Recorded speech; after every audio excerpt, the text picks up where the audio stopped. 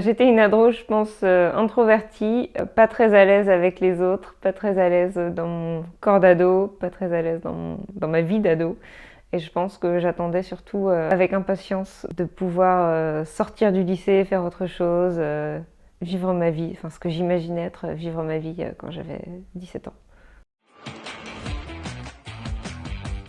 J'ai adoré lire La confusion des sentiments de Stefan Zweig. Parce que quand j'ai découvert cet auteur, j'ai découvert quelque chose que j'avais pas beaucoup lu ailleurs, je pense peut-être jamais même, c'est qu'il a vraiment un talent, je trouve, pour décrire des sentiments et des émotions dans leur finesse et dans leur complexité, uniquement par un mouvement de main, par des gestes, par des détails sur lesquels il va attirer notre attention. Et je trouvais ça assez bouleversant. Puis c'est un livre qui traite des sentiments de manière générale, d'une manière assez lyrique et vraiment, et en même temps très belle, très belle.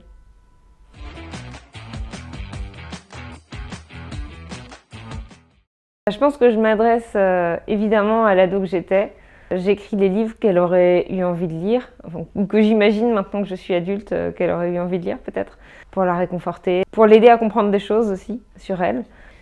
J'écris aussi pour les ados d'aujourd'hui, bien sûr. Déjà parce que je pense que les problématiques sont les mêmes, peu importe l'époque. Et aussi parce que je crois que quand on est ado, et quand on est une fille ado, on a évidemment beaucoup besoin d'héroïnes de fiction pour se sentir moins seule, pour se dire, ben voilà, il y a des gens qui vivent la même chose que moi, il y a des gens qui s'en sortent dans la situation que moi je vis.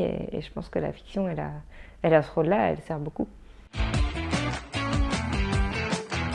Je dirais paradoxal parce que mon héroïne, elle est vraiment pleine de contradictions. Elle est prise entre des désirs qui lui sont pas du tout accordés, à la fois celui de vivre son histoire d'amour pleinement et son histoire d'amour qu'elle a envie de vivre, et puis aussi ce désir qu'elle a d'être indépendante, d'être seule, d'être maîtresse de sa vie et de rien devoir à personne d'autre. Je vais pas dire féministe, c'est nul. C'est un peu évident. Je dirais contemporaine parce que c'est une collection qui traite des ados et des problématiques adolescentes dans sa grande diversité et avec beaucoup d'actualité et un regard féministe.